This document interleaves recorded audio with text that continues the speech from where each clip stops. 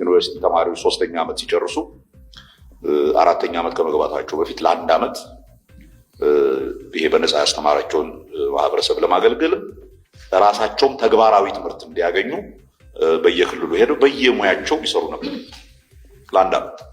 warraaqsa uummataa hedduu kan sodaatu biltsiginnaan sochii barattootaa kun isa rifachiisutu himamaa jira.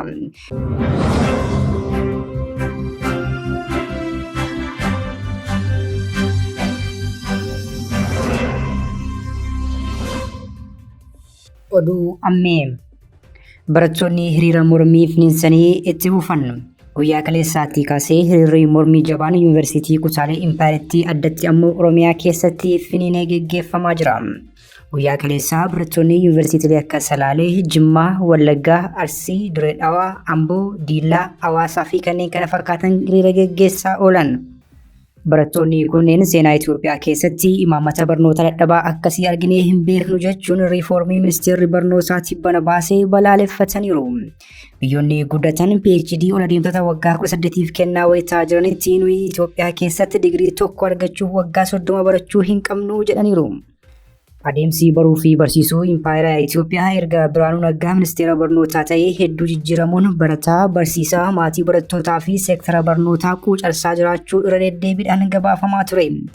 Isaan keessaa qormaanni biyyoolessaa kutaa 10ffaatti kennamaa ture akka hafu ta'uun barattoonni waan kutaa 9 haga 12tti baratan al tokkotti kutaa 12ffaatti akka qoraman taasifamu, afaan Oromoo waggoota dheeraaf qormaata biyyoolessaa irratti kennamaa ture akka hafu taasifamu, barattoonni dhibbeentaan 94 ol qormaataa kufuun akka oduu aagaatti gabaafamuu fi manneen barnoota sadarkaa lammaffaa dhibbeentaa 60 ta'an barataa tokkollee dabarsuu dadhabuun kufaatii barnootaa Impaayiritti ifatti mul'isaa jedhame. Biraanuu Naggaa silaa barataa dhibbeentaa 94 kuffisuun isaa fi kaabinoonni isaa gaafatamuu fi aangoorraa kaafamuu osoo qabanii amma ammoo itti waggaa tokko barattoota tajaajila tolaa akka laatan taasifamuun dheekkamsa guddaa kaaseera. Barattoonni kunneen yoo xiqqaatee waggaa 16 dirree barnootaa irratti erga dabarsanii booda biyya keessan baruu qabdu jechuun kutaalee Impaayiritti iddoo garaagaraatti ramadamuun hawaasa barsiisuu jedhe ministeerri barnootaa ibsa baase kanaan. ዩኒቨርሲቲ ተማሪዎች 3ኛ ዓመት ሲጨርሱ 4ኛ ዓመት ከመግባታቸው በፊት ለአንድ ዓመት ይሄ በነፃ ያስተማራቸውን ማህበረሰብ ለማገልገል ራሳቸውም ተግባራዊ ትምህርት እንዲያገኙ በየክልሉ ሄደው በየሙያቸው ይሰሩ ነበር ለአንድ ዓመት። Bara addunyaan teekinooloojiidhaan mandara tokko taate keessatti biyya keessan hin beektan jechuun arrabsoo guddaadha kan jedhan barattoonni yuunivarsiitiilee ammoo nuyi riifoormiin taasifame kun hatattamaan yoo haqame malee mormii keenya finiinsinee itti fufna jechaa jiru. Barattoonni yuunivarsiitiilee kunneen haalli mooraa keessa jiru bishaan, nyaanni, qulqullinni barnootaa, mana kitaabaa fi kanneen kana fakkaatan haala baruu fi barsiisuuf mijataa ta'uu erga dhiisee bubbuleeraa jechuunis komii guddaa akka qaban himaa jiru. Guyyaa har'aa kanas hiriirri mormii kun yuunivarsiitiiwwan akka Dambidolloo, Madda Walaabuu, Wallaggaa fi Dirree Dhawaa keessatti bifa addaatiin geggeeffamaa jira. Dhaadannoowwan irra deddeebiidhaan irra mormii kanatti dhagahamaa jiran keessaa tokko daawun Biraanuu kan jiru yoo ta'u, biltsiginnaan ammoo kun daawun Abiyyitti akka jijjiiramaa laata jechuun rifaatuu guddaa keessa seeneera jedhame. Yuunivarsiitiilee tokko tokko keessatti ammoo biltsiginnaan poolisii federaalaa galchuun barattoota reebaa fi bittimsaa jiraachuutu ifoome. Nagaa poolisuu hojii idileesaa kan taasifate biltsiginnaan barattoota bifa nagaa fi tasgabbii qabuun haqa isaanii gaafatan poolisoota itti ergee reebsisaa jira jedhame.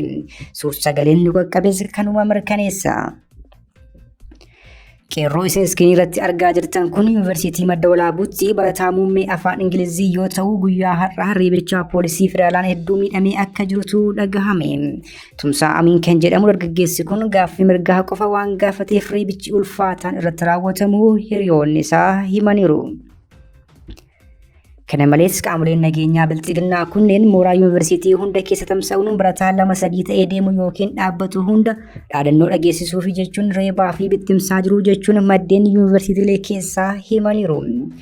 Barattoonni nuti dubbisa tokko tokkos yaada kennaniin aangoo dahoo godhachuun damni irratti raawwatamaa jiru akka hin qaanessaadhaa erga jedhanii booda hanga riifoormiin taasifame kun haqamutti hiriira keenya itti fufnaa jedhan. Kibbaa darbee barsiisonni kutaalee Oromiyaa fi naannoo kibbaa hedduun mormii wal fakkaataa kan miindaa wajjin wal taasisaa turuun ni yaadatama. Barsiisonni kunneen mormii taasisaniin miindaan jalaa qabamee ture akka kaffalamuuf gochuu danda'aniiru. Baatii muraasa dura ammoo ogeeyyiin fayyaa mormii hojii dhaabuu geggeessuun hanga barbaadamu ta'uu baatus kaffaltiin mindaa akka taasifamuuf godhaniiru. Warraaqsi uummataa hedduu kan sodaatu biltsiginnaan sochii barattootaa kun isa rifachiisutu himamaa jira. Akka addunyaatti sochiin jeenzii jedhamuu fi dargaggootaan hoogganamuutti bana biyyoota akka Baangilaadesh akka addunyaatti sochiin jeenzii jedhamuu fi dargaggootaan hoogganamuutti bana biyyoota akka Baangilaadesh, Maayinaamaar, Madagaasfaa keessatti mootummaa aangoo irraa fonqolchuu danda'eera. Itoophiyaa keessatti sochiin riiformii ministeera barnootaa mormuu kun gara sochii sirnicha mormuutti cehee biltsiginnaa mataan dhaabuu danda'a kan jedhan jiru.